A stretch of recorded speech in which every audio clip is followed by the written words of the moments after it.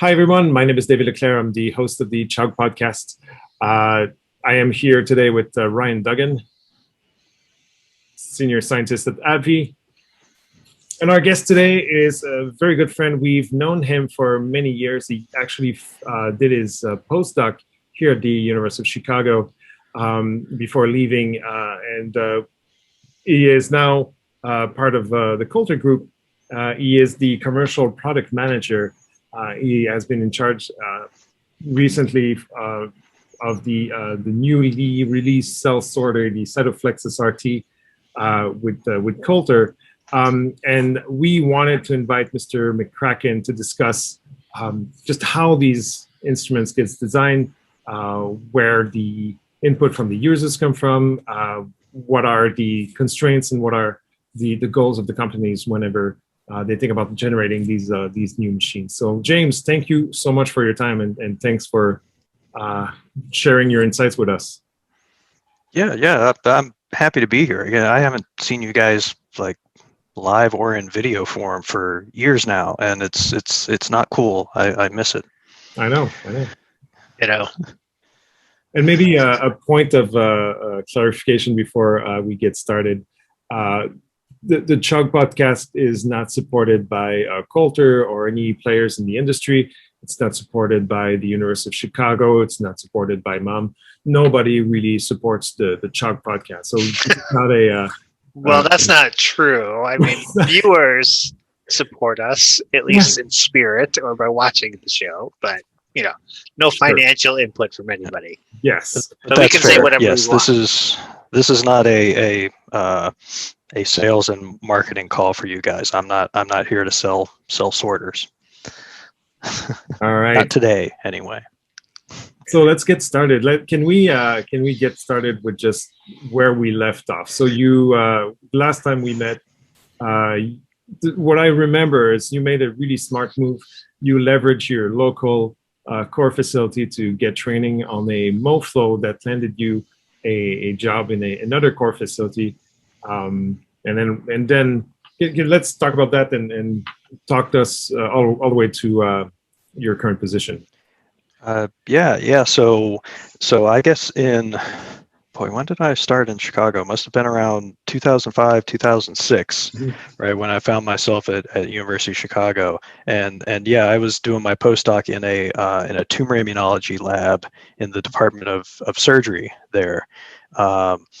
And I knew a fair bit of flow cytometry at the time, pretty novice. When I was at Tulane for my graduate work, we had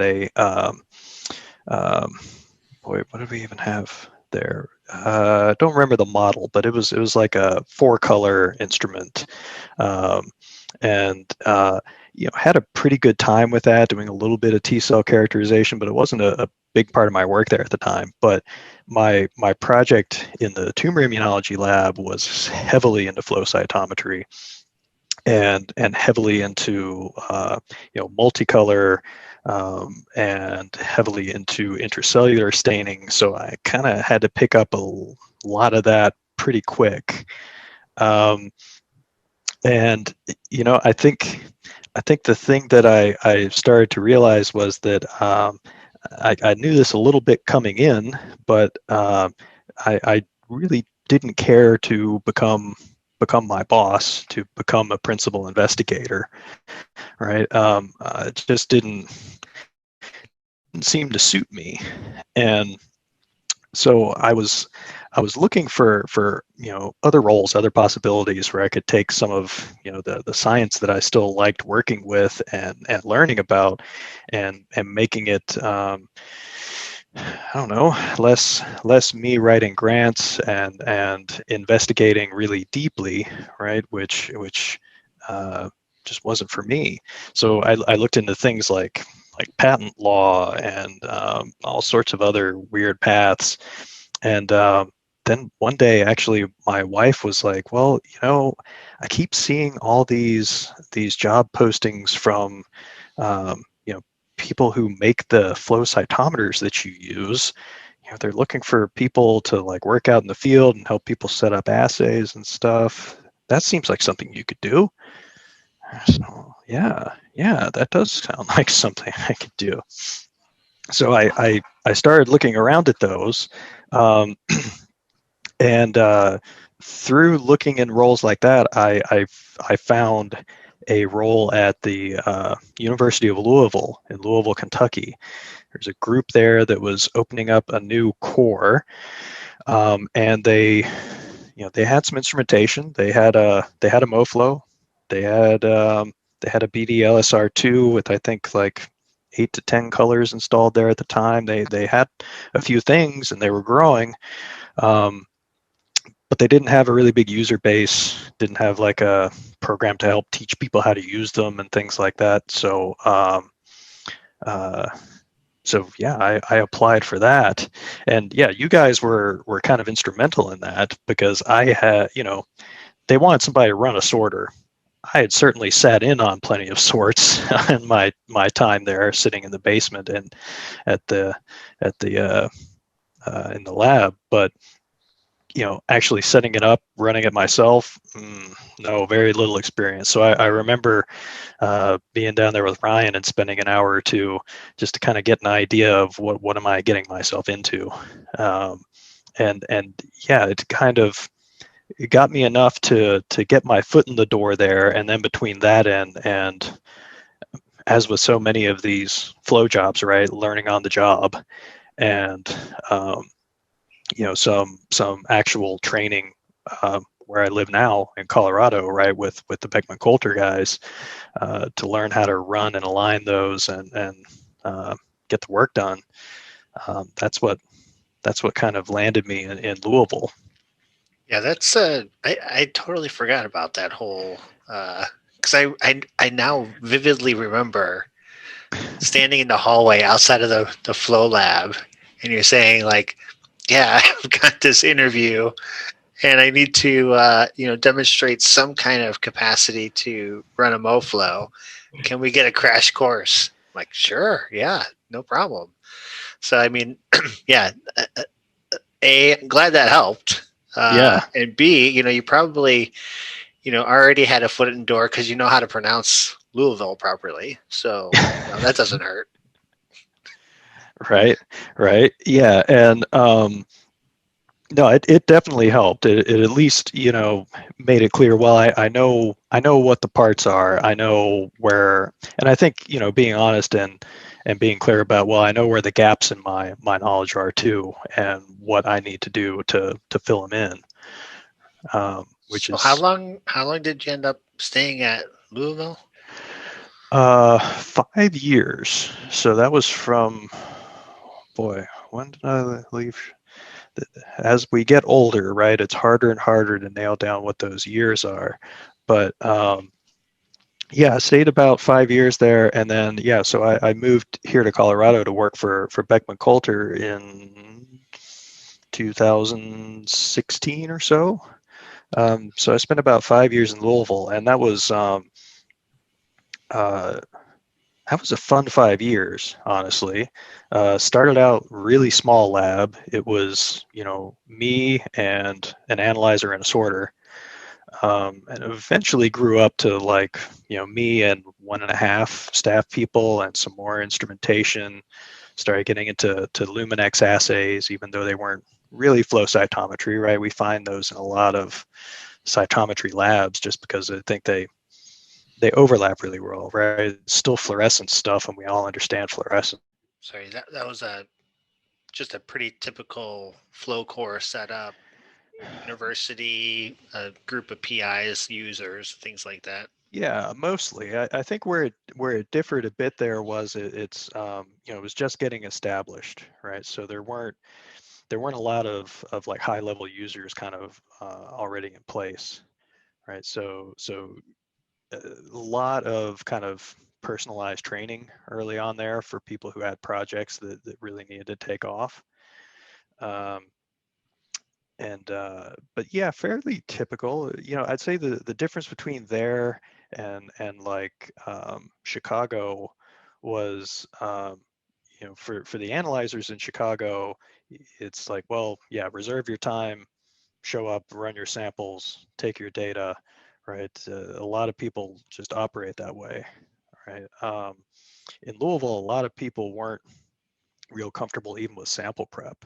So, depending on like the level of experience of the user, I can make you a reservation and you can come in and run yourself.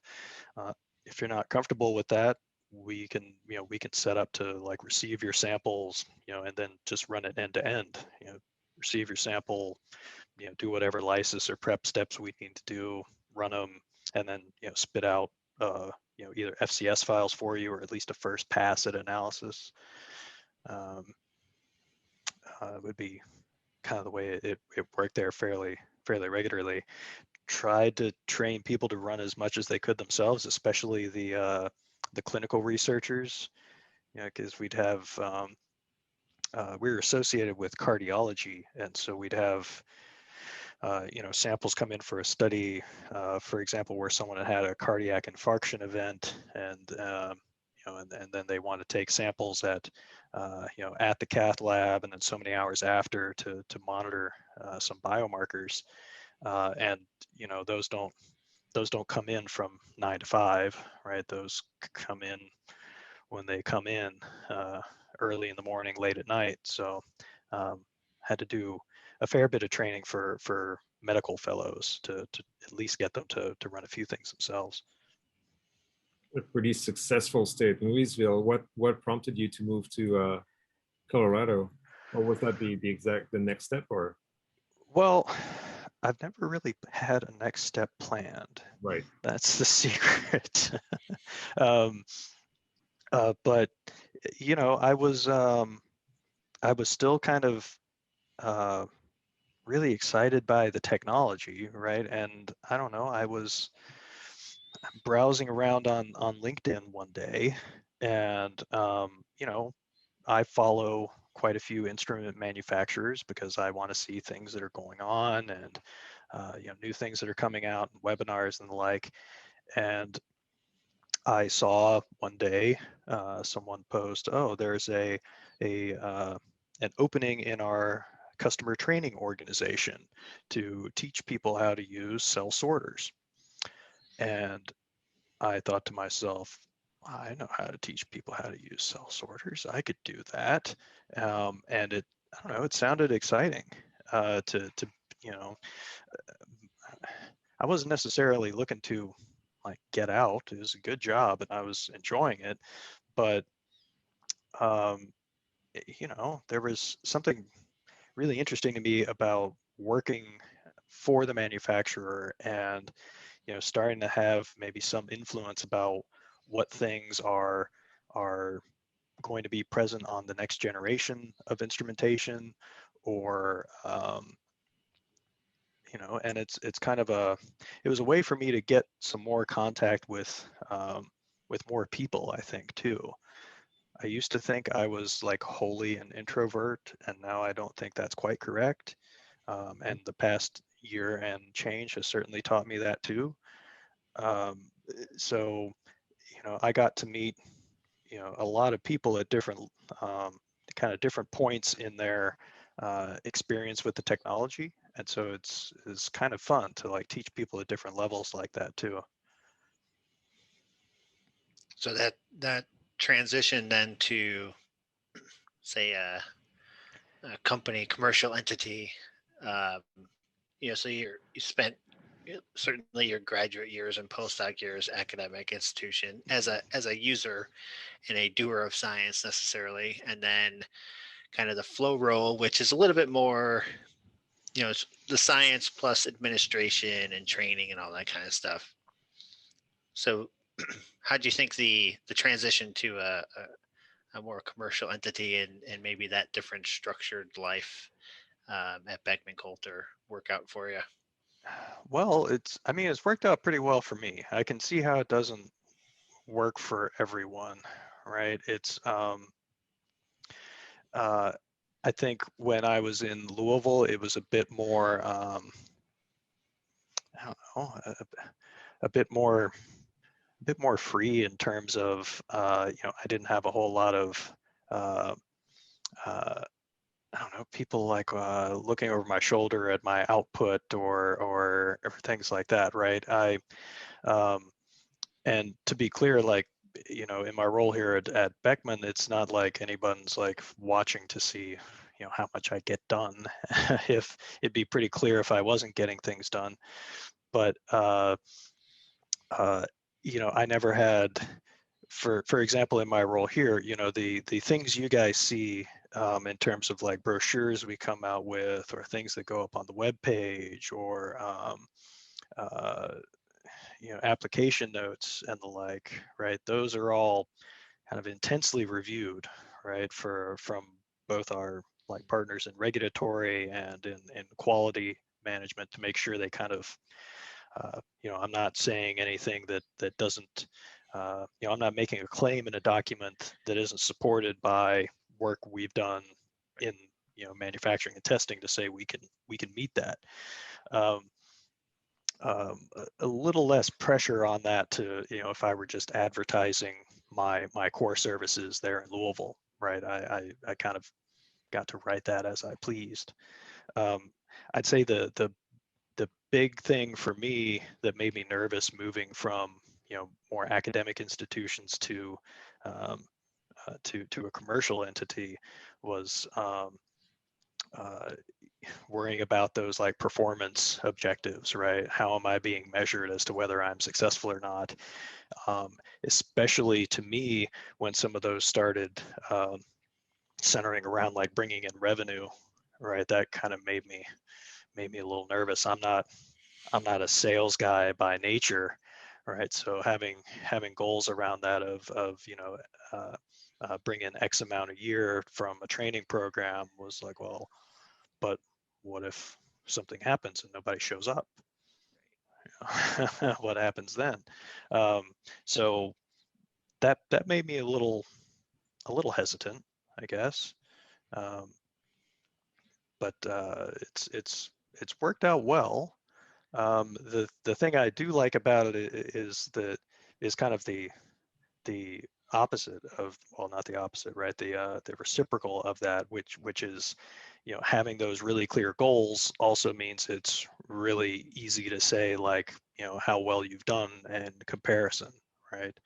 So if you've, you know, had these goals at the beginning of the year and you've come out here, well, okay, everything's pretty good, right? And all that's pretty clear. Um, you know, I don't know, for example, Ryan, what it's like at AbbVie, but you know, here at Beckman, that's typically the way it goes, and it's nice to have a clear idea of what success looks like at the beginning of a year. Yeah, no, I would definitely agree with that. Um, yeah, I think it mirrors things pretty well. I think kind of the goal setting review process, at least at University of Chicago, was almost a joke. I mean, we put down goals and we always hit our goals, and you know, reviews were pretty much stellar across the board, which didn't do so much for either um, rewarding truly excellent work or providing support for people who need kind of that extra boost or maybe some additional training or something like that. Now, in my role as a manager of a team as well, I mean, it's we spend a lot of time uh, working on what those goals are going to be for the year, and it's very easy to report out at the end of the year, like you mentioned. You know, did you hit your goals? And and then kind of scoring based on those goals for merit and whatnot, all falls into line pretty easily. So yeah, I mean, I think that's um, a healthy thing. I think it's empowering and motivating, and yeah, I mean, I wonder, David, maybe you could speak to this, how this is happening now, but whether any of that, like, I wish somebody from a company like Beckman Coulter or something would go back to a core facility and say, hey, you know, this is how we do it in Right. the real world, so to speak, and maybe Yeah. put some of those things back in. I think so. When you left, Ryan, the management that OSRF also shifted, and the new group is actually quite involved, and they're better at that type of stuff. I think a major difference, though, is that as a leader of a core facility in an academic institution, my role doesn't really change depending on what comes through my door. I'm just helping anybody who shows up with a project. And so at the end of the day, we don't have a whole lot of control over the publications or the like we can help, but like it's really more dependent on the researchers themselves. In your case, and maybe I'm wrong here, but I kind of assume that you might have a say over what kind of project you would let through your door. Like if somebody shows up with something that's like has no chance in hell of working, you might say, well, I'm not spending my resource on that thing. I'm just going to let the other guys use my machines. Where in my case, I don't, it's not my problem. I'm just going to help that project as best I can and then see where it falls. Yeah, probably some truth to that. Right. But yeah, so so that transition seemed to go pretty smoothly for you. So you said you started out in training, and then sounds like you've had at least one position change there. What kind of other position changes have you had? Just the one. Okay. Yeah. No. Mostly it was a smooth transition, right? I still remember. I can still remember like what I think of as like the most difficult class I ever had. No names, but I still definitely remember it. So I mean, it certainly wasn't all smooth. There were some adjustments that like needed to be made, and a lot of learning early on. Like a 2 weeks long Astrio service class, where I at the time I probably could have taken one apart and put it back together. Not so much anymore. But yeah, so that role was primarily customer training. Was also kind of high level application support. If there's some issue out there in the field that a field service engineer is seeing that they're pretty convinced isn't a hardware issue, myself and some other people would get pulled in to kind of figure out, okay, well, what's going on here? Is this some these kinds of problems where like the biology and the technology results in something that you kind of don't really understand. Yeah, it's kind of unclear sometimes, right? Whether it's hardware or whether it's wetware, right? Whether it's the sample itself sometimes, right? And so working with a lot of the senior engineering staff here in Fort Collins, we try to work out how do we even answer that, and how do we turn someone unhappy into happy again. And so working on that, but I'd say over half the job was just teaching people on starting out Astrios and MoFlow XDP, and then eventually CytoFlex as that started getting a little bigger, and especially as the LX came out.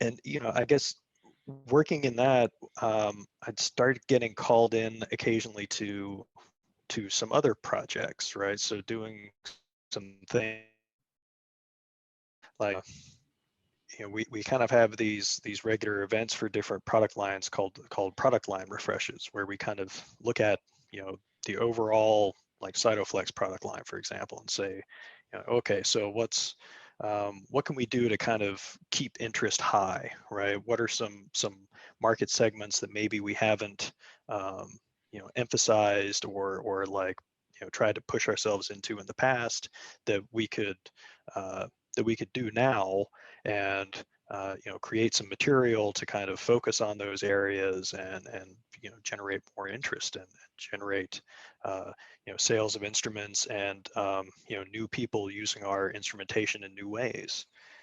And working on a couple of those, I started seeing like, well, I kind of like some of these marketing level projects and thinking about,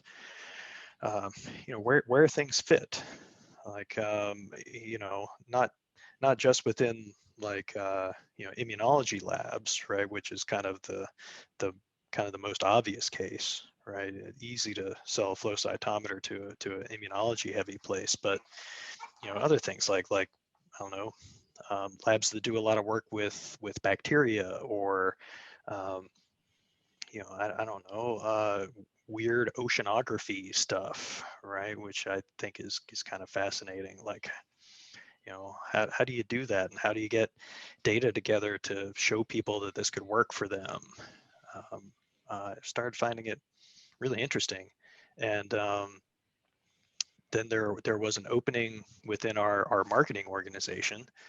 At the time, it was focused on software, which I'll admit is not my first love, but still very interesting, right? So I took the role within software, and then probably within 2 to 3 months of taking that, the person who held the role for flow sorters left to take another job in the organization, and my boss at the time said, well, I was asked if I'd be interested in taking on sorters, and I jumped right in, because of my history with sorters, and because I knew we had an upcoming product launch that I was pretty excited about, and I wanted to be involved. Cool. It's interesting how, I mean, it seems like there's so many parallels to core facility work. I don't know, David, if you were picking up on that too, like No. kind of well, obviously the training part, right? That's a lot of what you do in a core, but even the marketing part. I mean, like, for example, I think, like, David, you were saying you have the title now, right? So you need to essentially build marketing materials and get people interested, and maybe find labs that wouldn't traditionally come into the lab and say, hey, this is going to be useful for you.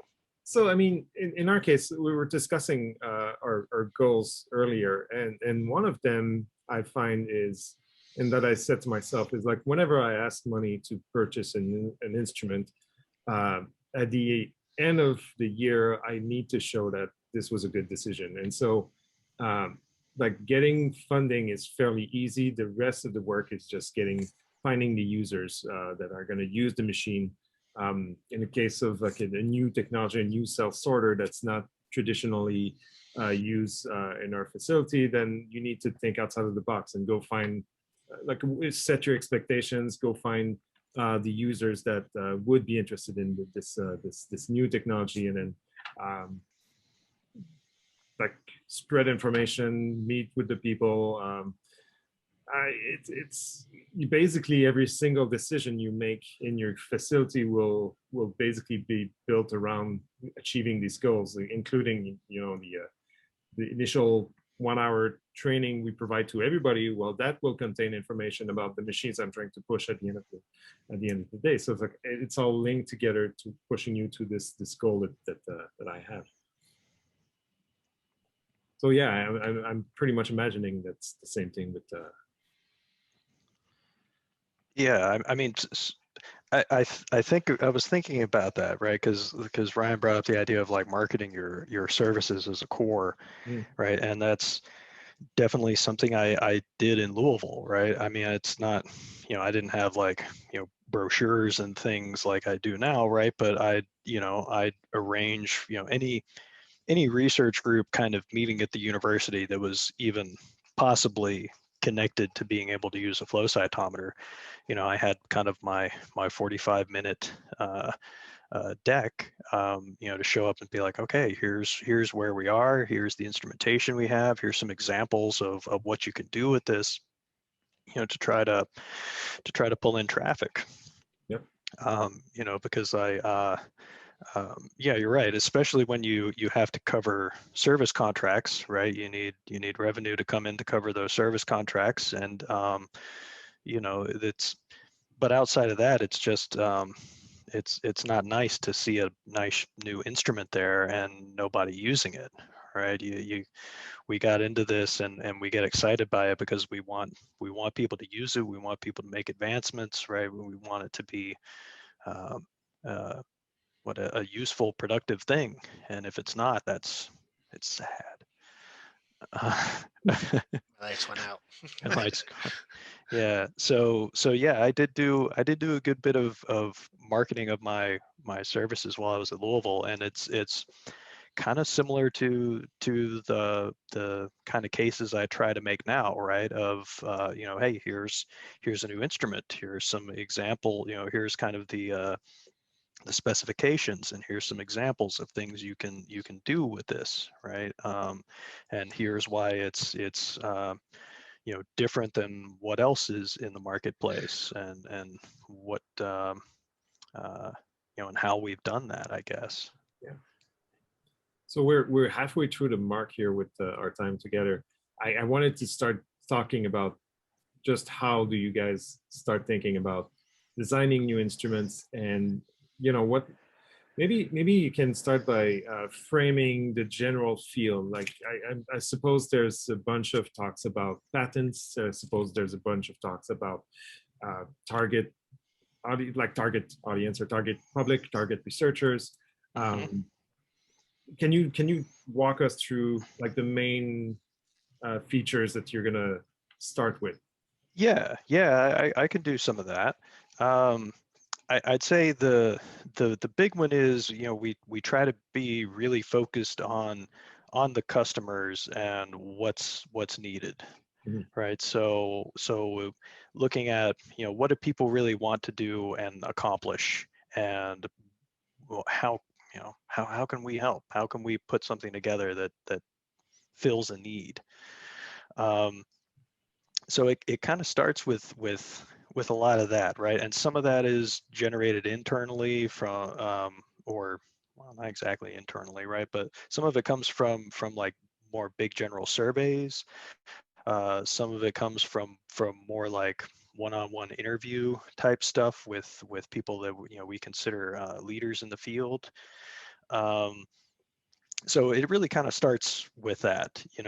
There's some space in the market we want to be able to fill based on what's a perceived need. And so forums like this one, and things like the Cyto meetings and the GLFCA meetings, those are all really important ways where we see like where the field is going and what people are really excited about and what they're working on.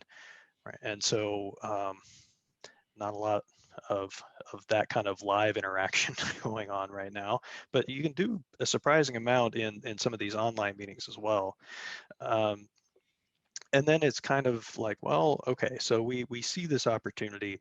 We've got to kind of qualify it a bit, right? Make sure that this is real. Are people in that space really willing to make an investment if something better or more innovative comes out, right? Because if we spend a lot of time and money making something, and then it just doesn't sell, doesn't go anywhere, well, that's bad for us, and bad for future development. Honestly, if we don't have something that sells well and that people work with and are happy with, then it's harder and harder to innovate and make a new instrument the next time. Absolutely right that there is a lot of intellectual property review. So we kind of review that intellectual property landscape, looking for a couple of things, right? Looking, number one, that we aren't infringing on anyone else's patents when we're developing something.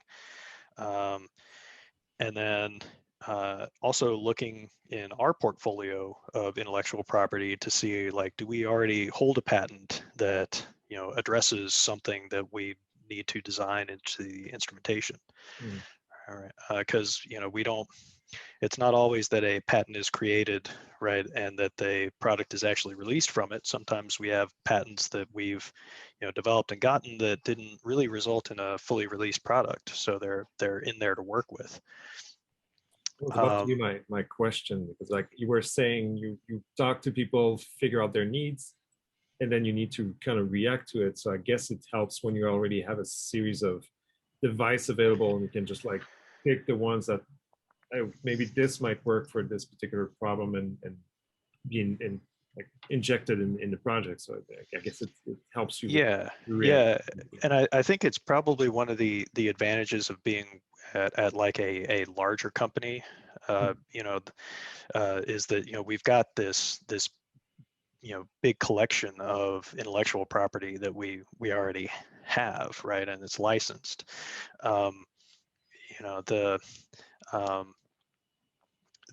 The the thing that's harder about it is, right, a ship this size takes longer to turn in a direction, right? So development times tend to be longer, but I think we do have a record of coming out with a high quality product on the other side, right? Whereas, I think a smaller startup company, the advantage is, right, you can move a lot faster and probably come out with a launch product more quickly that way. Yeah, and then kind of deciding, to me, the one of the really interesting bits is like deciding what features end up being included on the launch product, right? And again, a big part of that is driven by what the customer need is, right? But the other end of that is kind of engineering feasibility and timeline to get that actually done, right? There's multiple examples I could think of that I'm probably not allowed to go into detail on, right? But of things that were good ideas and that people would find useful, but if we want those integrated for an actual launched product, it puts behind launch by 9 months, a year, to get that in there and validated and tested. And often we don't get people using it, and then kind of decide later, is that something we want to add in further iterations? Hopefully it's an easy one, like just a software change rather than a hardware change. Yeah, I think I've had the opportunity to serve on KOL groups or voice of customer groups, whatever you call them. It's also a point of frustration on that end as well, right? So you'll see some early hardware, software, whatnot. Feel like it really needs to have this feature, to find out that didn't quite make it to the end there. Didn't make it to the end. Maybe it's like one of those things like, yeah, it'll extend the launch date by too long of a time. But yeah, it seems like, well, I not naming any companies or anything like that, but I've worked with all of them. Let's just say, sometimes I think when you're brought in at a point where, let's say the product is kind of finished, but you're just, maybe feeling out those last few features of what needs to be in and what doesn't. Coming in at that stage of the game is less satisfying, because you're kind of presented almost a finished product. And if you say, oh, why don't you do this? Sure, they'll hear that, but they're not going to do anything about it. But then, I mean, sometimes you get a chance to go to where things are still like, arranged on a breadboard, and you really can have an actual impact there on features that go in. So I'm sure there's, pros and cons to each one of those, but yeah, just, on our end of this conversation, I would say, I don't know, it's hard to think of a disadvantage of bringing people in early. Maybe just confidentiality, but yeah, but I mean, we're going to make all you guys sign NDAs for this, right? Yeah, so yeah. and I think for for the most part, people are pretty trustworthy in this field. But yeah, I think you're right. In that, the earlier you see something, kind of the more satisfying it is, right? The more you feel like you've the advice that you've given is likely to end up, affecting where development goes. Yeah, definitely see that. And I think that's probably our best practice, right? Is to like, get that. We actually do use the term voice of customer. That's weird. It's like you've been sitting in on my meetings. But trying to get that kind of input and data early on in development, right? Rather than like when it's at the point of oh, it's design is pretty locked down at this point. We're not going to make like major hardware or software changes at this point. Yeah. I'm curious to, I don't want to challenge Ryan's point too much, but like I challenged Ryan before, I'll do it again. But like bringing in people, I was just imagining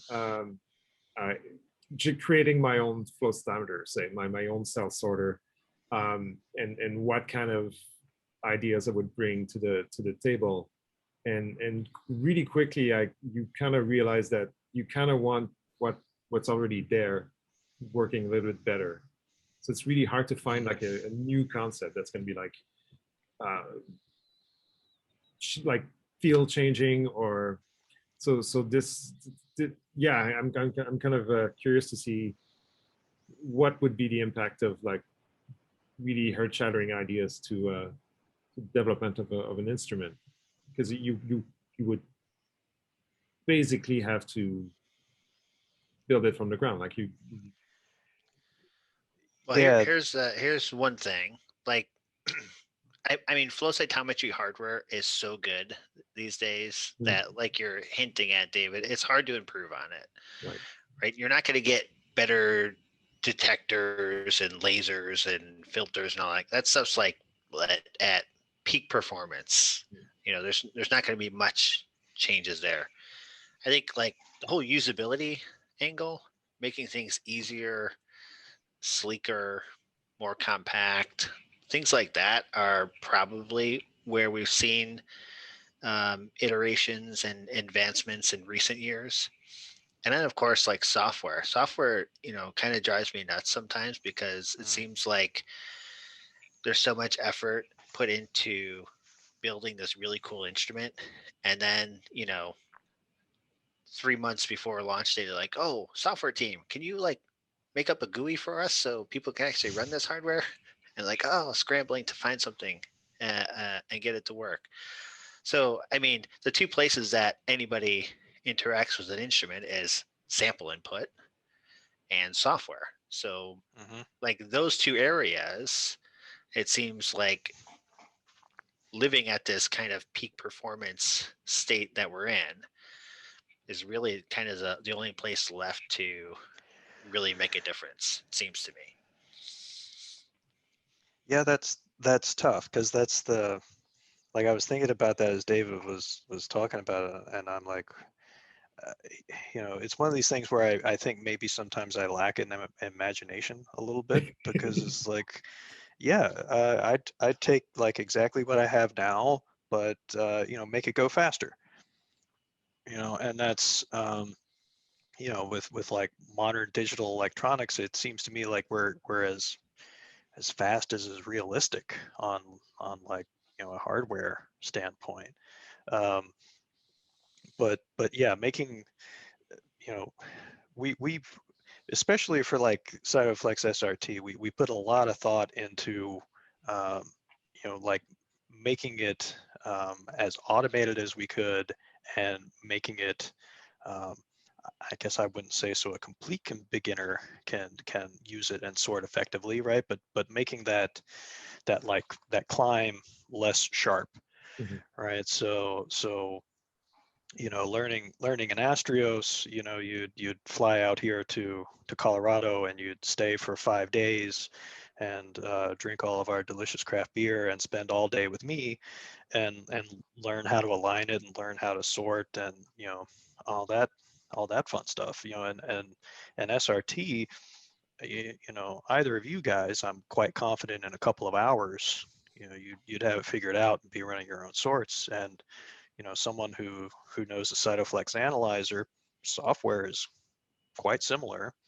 I'd imagine, you know, a day they'd probably get most of it down. But I don't know. It's just it's hard too, because I think um, I think a lot of sales decisions are still kind of driven by specifications, and I don't know if that's always the best way to like evaluate instrumentation. Just Can you clarify what you mean by specification? you know, like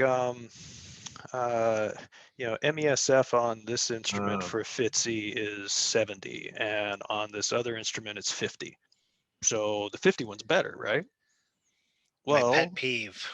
maybe. I mean, if I looked at like real cell data, would I be able to tell the difference between you know, a 70 MESF and a 50? Mhm. I've got my doubts. You know, so I don't know. I don't know if that's always the best way to decide. It should certainly be part of the conversation, right? Because there are, you know, there are cases where like all those specifications are potentially really important, but I don't know that's the best way all the time. Um, and people get very very picky about them. I'd say, right? You know, it's got to meet this. Yeah, and I think right. So, and it's a shame that it's come to that. Really, I mean, as soon as one company puts up their numbers, everybody kind of has to, because people are going to look at those spec sheets and compare them, and you know they're gonna, you know, when their university makes them go for a competitive bid, they're going to use that as justification for their sole source Mm-hmm. documentation and things like that. So, I mean, it's a real shame because, like you said, much of that is irrelevant to everyday usage of the instrument. Um, and the forward is through education. Um, really, I know the like the standards group at Cyto, um, you know, has done I think a good job in terms of just like debunking kind of the MESF detection threshold as a metric in general for the most part. I mean, that's, you know, maybe in some instances it's important, but for the most part, your autofluorescence on your cells is already well above that detection threshold anyways. So Mm-hmm. who cares? Who cares if you can see 50 MESF values of PE, because your autofluorescence is already at 250. Yeah, yeah. So what's You're right. For a lot of that everyday stuff, it's less important, right? It's, you know, but I don't know. I guess a couple things to say. One is, you know, I after I said, I was like, well, there are cases where that matters, yeah, right? So yeah, if you're, you know, a lab that's focused on like extracellular vesicles and nanoscale cytometry, right? Things like, well, what's the scatter? Uh, um, what's the scatter specification for sensitivity on this instrument versus this one? Or, you know, those MESF specifications, now they start to matter a little more, right, as you're looking at lower and lower levels of fluorescence. But, you know, for people doing, you know, mouse spleens day in, day out, probably more important to you know, have an instrument that people can pick up. Um, um, but, you know, and then I guess the other thing is, uh, you know, I think those competitive bids, yeah, they can be written very specifically, but I also think it's, I don't know, it is good to remove any even appearance of conflict of interest there, right? I could certainly imagine, you know, David suddenly finds himself in need of a new analyzer, and I show up, and then he buys a CytoFlex LX. Well, if we didn't go through some process for that, it looks a little, Yeah. so um, you know, good that we have those practices in place, but you know, and it's hard to measure user friendliness. Right. Yeah. You know, and I think everyone, and maybe rightly so in some cases, says things are, you know, no one wants to say, oh, buy this because it's really difficult to learn how to use, right? But I don't know, that one's harder to quantify because it's you know, it's different for different people, right? I don't think you know, there aren't many people out there who I think really enjoyed working with like Summit software, but I thought it was pretty good. I enjoyed Summit, but you know, it's different for different people.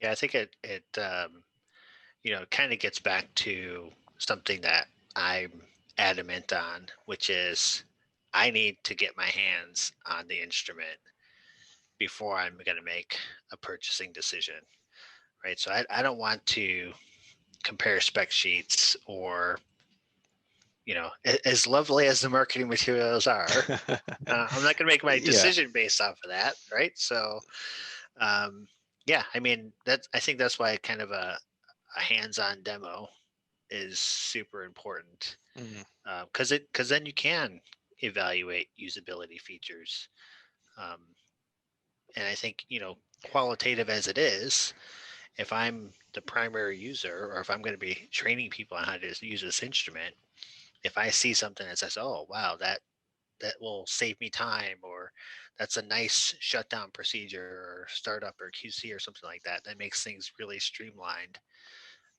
yeah, that could definitely tip the scales for me. Next question I had, and this is my so we've seen a bunch of instruments coming out lately, the SRT and other cell sorters and other analyzers.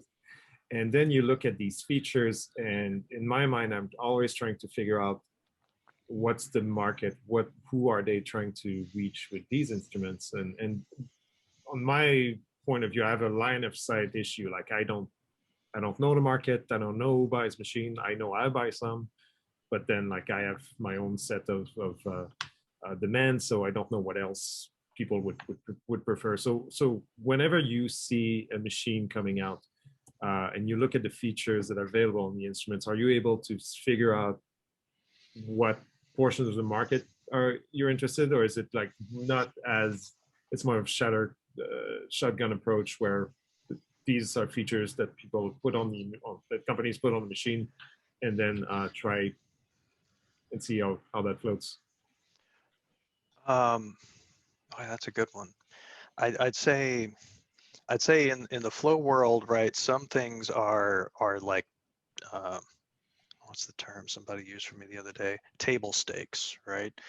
There are things you kind of have to show up with, or nobody's going to even look at it, right?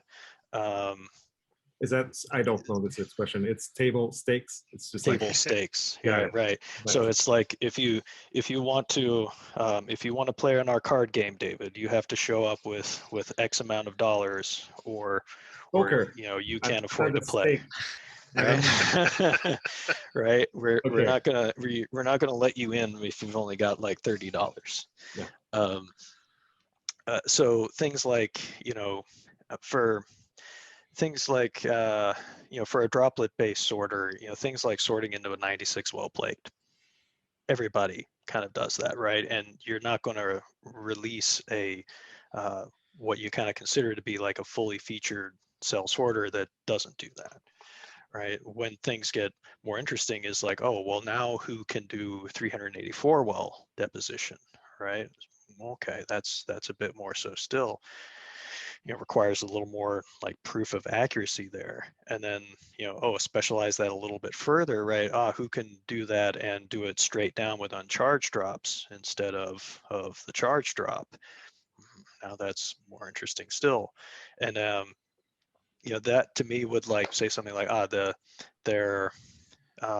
you know, it certainly is a fit in an academic core, but moving up into 384, now we're getting a little more into higher throughput, probably something that like Ryan's group at AbbVie might be a little more interested in potentially, right? Getting into these really dense plate layouts. But you can, I don't know if I'm quite good enough at this yet to be able to pick up like when something new comes out, like where exactly are they aiming? Some of them I'd say are pretty clear. If there's again, I'm not going to name any names. You can probably put this together. A big new cell sorter comes out with a lot of laser options and really fast, plate deposition. That seems pretty tailor-made for research cores, right? A lot of color options, a lot of fluidic and optic options that you don't have to change out all the time before someone shows up to sort. That seems to fit that area pretty well. Whereas something like your Taito, for example, right? Not a ton of color capability, right? But for people that really need sterility, it's ideal, right? One use, one cartridge, and you're there. So some of that specialization you can see, but it's I'd say being a product that has a lot of applications in a lot of areas, we try to make them not super specialized. Mm-hmm. Yeah. And so the other thing, and there I'm it's my self-voting person speaking here, but do you feel like core facilities are helping companies, or are we in the way in terms of we basically buy few instruments and maximize usage, as opposed to like probably companies would prefer to like sell it to every single lab and get their own. Do you feel like the cores, and I have my own answer to this. I think we're useful. I think overall we're good people, but I feel like there's no good answer for this. We helped you get this job, and now we're.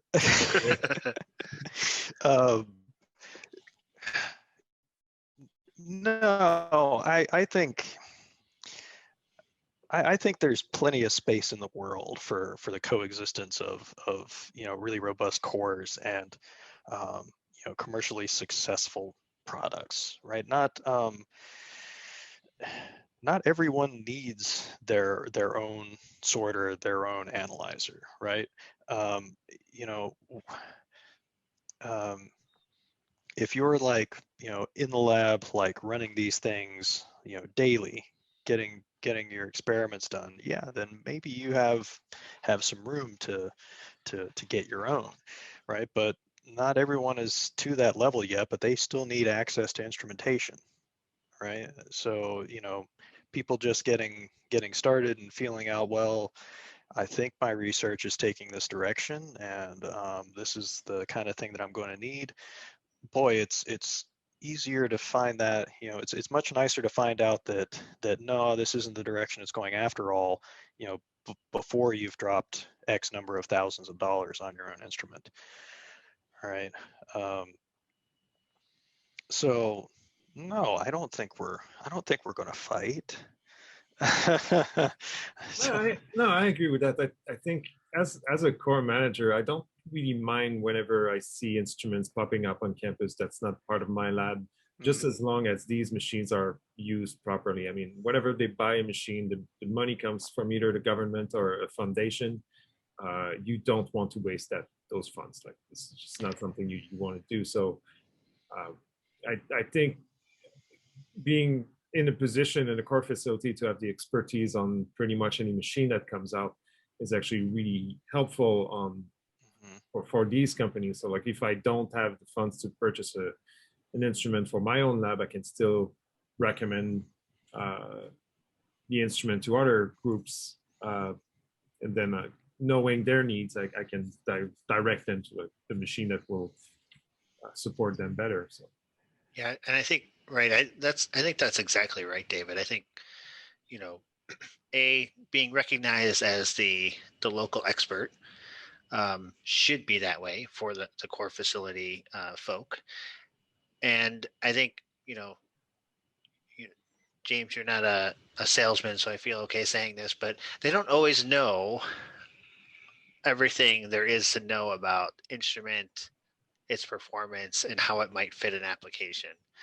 And so when the purchasing person is collaborating and coordinating efforts with the core facility, saying, hey, we do a lot of sorting. You know what we need to do? What instrument should I be looking at? And allow that to be kind of a joint effort to procure the best instrument for their needs.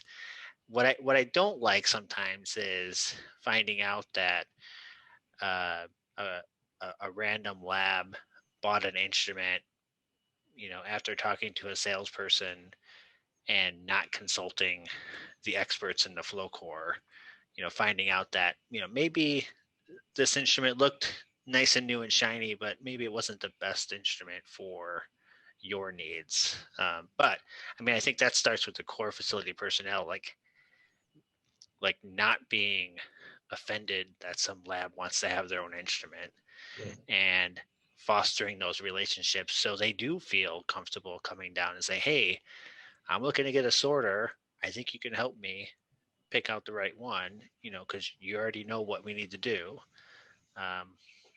Let's collaborate on this. Yeah, and that's helpful a couple of ways, right? Having, I think, you know, just being like approachable like that, right? And having people like not be like concerned at coming to you with like questions like that is important, right? People want to know stuff, but they don't want to, they don't want to feel like, oh, I'm going to step on some toes here because it's me getting my own instrument, and that's kind of one end of it, and the other end is, yeah, like David said, right? You make a purchase that wasn't maybe thought through all the way, and then you have an instrument that sits unused. Particularly sad for a sorter. It just, eventually you just end up with headaches to clean it out and get it back up and running again. And, uh, it's painful. I remember when like my day one at Louisville, I showed up for like the HR thing, right? Of, show us your social security card and, we'll sign you up for health insurance and all that stuff. And we were going around the room and saying like why we're all there. And I say, I'm James. I'm here to run this new flow cytometry core over in the Diabetes and Obesity Center. And some guy comes up to me at lunch and says, hey, this is great. I've got a lab that's got a flow cytometer in it, but it's not working right. Can you come have a look at it? And I'm like, wow, business is just booming already. Yeah. And I went up to his lab and they had a little Accuray C6, and I'm like, oh yeah, I kind of know these. I can work with this a little bit for you. I'm like, give me some beads and let's see what we can see. And I put it on and I'm seeing nothing come through, and I'm like, wow, this is kind of bad. I'm like, when was the last time you cleaned this thing? And he went, cleaned it. Huh? And I went, oh. Classic. Well, yeah, so I left him with a big, like, couple hours long cleaning protocol, and said, all right, do all this and I'll come back tomorrow. Which is, I think, the other nice thing about the core, right, is you can really teach people a lot of those good practices, and that, for example, in our instructions for use documents, we aren't kidding about running like daily cleaning on instrumentation, right? It's don't just say it because we like them spick and span, right? It's important for performance. Yeah. Is there anything you wanted to cover, Ryan? Yep, I think got all my questions in. What about you, James? Anything that we forgot to mention that you feel we should know? No, I don't think so. I think this was fun. Okay. It's good to see you guys again. And yeah, fun that someone's interested in the job. Yeah. Well, I feel like, kind of this, I mean, it's no secret that lots of people with PhDs are finding themselves not being able to jump into that faculty track, right? So kind of just exploring all these different options. I mean, the Oh, corporate yeah. soldier route is great. Going to a commercial entity, lots of success and, pride in your work still to be had. In lots of different avenues besides, getting that faculty position somewhere. For sure. Yeah. And I mean, I still consider myself a scientist, even though I don't go in the lab every day. It's Exactly. it's not something that just goes away. And yeah, there's all kinds of roles out there, right? And I guess I'm really glad that I honed in on this technology as like my thing. It's really done a lot for me. And so yeah, there's all kinds of places you can go, right? You just gotta kind of look a little further, right? Uh, Yeah. yeah. Science a team sport. There you go. Exactly. All right, we're gonna stop here. I want to give a shout out to Peter O'Toole, who today launched his podcast called Flow Flow stars. stars. I mean, by the time we publish this podcast, it's gonna be a few months ago, but still, Old check it out. news. Right. And thanks for everybody for listening. It's lonely on YouTube, so come up and leave comments and questions. We will see you later. James, thanks for your time. Yeah, absolutely. If anyone needs to get in touch with me, these guys got my email address. Absolutely. Cheers. Thank you. All right.